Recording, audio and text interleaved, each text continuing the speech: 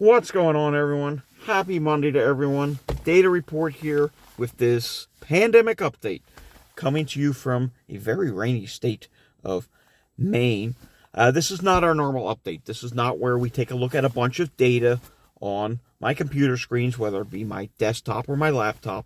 We will have one on my laptop maybe tomorrow or on Wednesday, where I think we're going to do the wastewater update. We may add a few extra things in with that, just to give you somewhat an update. But mind you, I'm still looking at the data when I'm up. Now, I'm not looking at it as comprehensively as I would as if I'm home, but the relatives that I'm staying at, I can tether to my phone, and sometimes it works. Cell service up here is, believe it or not, it is really sketchy. They don't have a Wi-Fi router, so we can't just do an update from there. As you can see, we're back to one of these car routines again, where I have to come out and get Wi-Fi, but actually in this case we're just mobile tethering for my phone. But anywho, I've seen a few things that are concerning, and I wanted to bring this to your attention. Number one, the South wastewater, it's rising. It's really starting to rise. I think this may be the actual summer surge that they usually see. Number two, I tweeted out last night about a wastewater facility up in Wyoming. Why is that so concerning? It's a small population. Well, no, that actually is concerning. The wastewater site only started just a few weeks ago. It briefly went down from its initialization, its first reporting day, but then it just went straight upward. And it just quickly went right into the red. And this is a county that never had wastewater before. So this is relatively alarming to me, because you have places. There's a lot of counties in this country, okay? There's thousands of counties in this country. And within that, there are many, many counties that do not report wastewater for COVID. And that's concerning me. That's making me wonder, gee, if this is a new county that just went online a few weeks ago and it instantly went red for COVID wastewater, how about all these other counties that don't report wastewater? What's going on with that? Who knows how high they could be? I mean, they could be all high right now. We know those counties likely do not report COVID cases. Are they even getting tested? I mean, it's so hard to get a test now. So, yeah, I'm relatively concerned that we are seeing new counties go online, and some of them are just instantly going up. That's alarming. That should be concerning to you as well. If you live in one of these areas where they don't track wastewater, it's concerning. It should be worrisome to you that now you're probably wondering, gee, what's the wastewater in my area? I'll give you another great example, super great example. You go to New Jersey, the Jersey Shore, go south of the Toms River area. All those shore towns right now are jam-packed with people for the 4th of July holiday. Well, guess what? There is, at least not on the CDC map, I don't think on the New Jersey's Department of Health either, there is no wastewater facilities.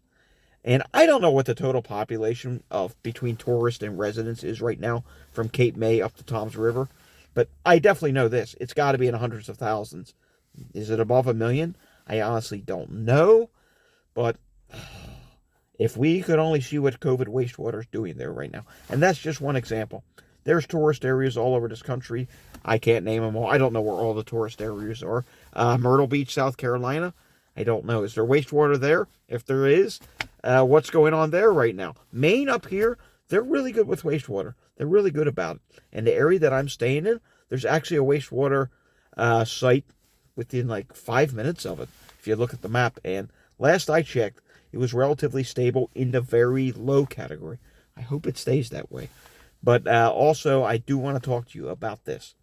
Philadelphia, relatively concerning. You see it. I retweet it almost every single day, the EMS incidents, and we mention it in our pandemic updates, the daily pandemic update. It will go back to daily after July 14th. It'll go back to daily. Maybe we won't do it on Sunday. We'll just do the wastewater on Sunday. I mean, the scheduling is going to be a little bit different, but you get the point. We'll be back to doing at least something daily, whether it's like this or all the data and news. But Philadelphia, yes, it's a holiday weekend. Yes, EMS calls should be technically, they would normally be up over holiday weekend, but 3 days in a row of over 800, with one of those days being near 900. That, my friends, is concerning. I'm very interested to see what's going to happen again today.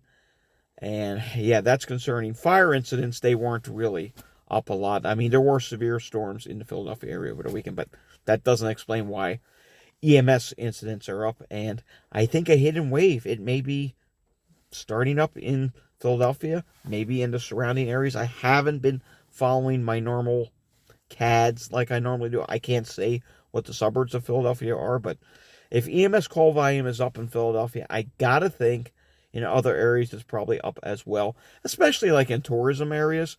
Like, again, I'll revert to the Jersey Shore again, because that's just an easy one for me to remember for vacation. Of course, you're going to have incidents up in those areas because they're having a huge influx of people for summer vacation right now. But in major cities, again, Philadelphia, a lot of people go away. They go to the Poconos, they go to the shore, or wherever. So the population's slightly down right now, but the call volume is up. And yes, some tourists do come in. It's the birthplace of America, but I'm concerned. I wish more cities would tweet out their daily call volume. Like New York City, come on. Chicago, LA, Miami, Dallas, any one of these major cities. Philadelphia is the only one I've found. If there's another one out there that does this, that puts out daily call volume, please let me know down below. I would love to start sharing their volume in my videos. Alrighty, that about does it for this update. In case you're wondering about masking up here, I'm masking everywhere I go, and that's really a whole bunch of nowhere. I go to my aunt and uncle's place. I go to the grocery store if we need something. That's about it. I did try one of the delivery apps a little bit this morning, which is all contactless so far. I mean, I'm amazed. It's really easy pickup. Yes, I had to go into Starbucks with a mask, of course, but there was another place that's drive-through only, and they all say just leave at door. That's fantastic. So I haven't interacted with a single person yet, but probably not going to do much more of that all up here. I will probably give you another update again, like I said, on Wednesday, either tomorrow or Wednesday. And I am also trying to update my other channel. We do have another channel, Climate Data Report, where we talk all things weather-related and climate-related. We just did a weather forecast update for today through Wednesday, with specifically targeting 4th of July. And check that out. Alrighty, that does it for today's update. If you like this video, give it a thumbs up. If you want to see more content like this, hit the subscribe button down below. If you know someone that needs to get this information that I do share on here, and you think it would be helpful to them, hit that share button down below. We need more people to be informed of what's really happening, because remember, folks, the pandemic's not over. Until I see you again next time, stay safe, everyone, and have a great day. Happy 4th of July to those who will celebrate that tomorrow. Thanks for watching.